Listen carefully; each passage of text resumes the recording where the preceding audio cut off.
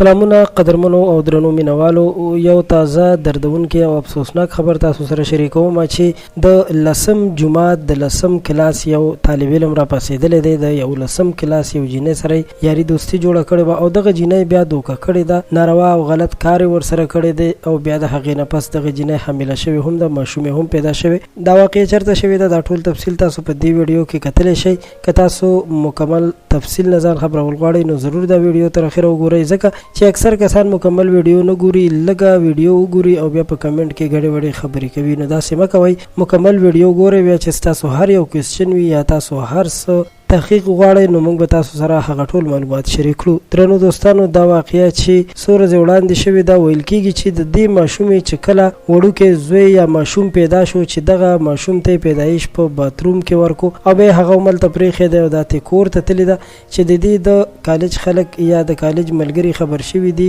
او په دې باندې پوه شوي دي او سی سی ټي وي کیمرې کتل شوي چې دا ماشومه د دغه جینۍ نه پاتې شوې ده. نو چې دې پسې ورغلي دي نو دا پولیسو بیا هم نیولې ده او دې جینۍ د خپل خبرې اظهار هم کړی دی او د هغه کس نوم یې هم اخیستی دی چې ورسره د غلط کار کړی دی. هغه په یو سکول کې په لسم جماعت کې سبق وایي چې د دوی دواړو په لاره کې ګپ شپ جوړ شوی، بیا یې تر ډېره یارانه دوستانه چلېدلې وه او د هغې نه پس ورسره بیا دغه هلک غلط او ناروا کار کړی دی چې اوس دغه هلک هم نیول شوی دی، تحقیقات شروع دي او د هغه ټسټونه هم شوي دي. ویل کېږي چې زر تر زر بعد دغه ټسټونه هم مخې ته راوړي. درنو دوستانو، یقینا چې داسې واقعات ډېر شوي دي. دا واقعه په هندوستان کې شوې ده، هندوستان کې هسې هم داسې واقعات ډېر کېږي، خو دا یوازې تر هندوستان پورې محدود نه ده. داسې کارونه زموږ ستاسو په نږدې چاپېرچل کې هم کېږي. په کار ده چې ډېر زیات احتیاط وکړی شي او په خپله کورنۍ باندې انتهایي ډېر نظر وساتل شي.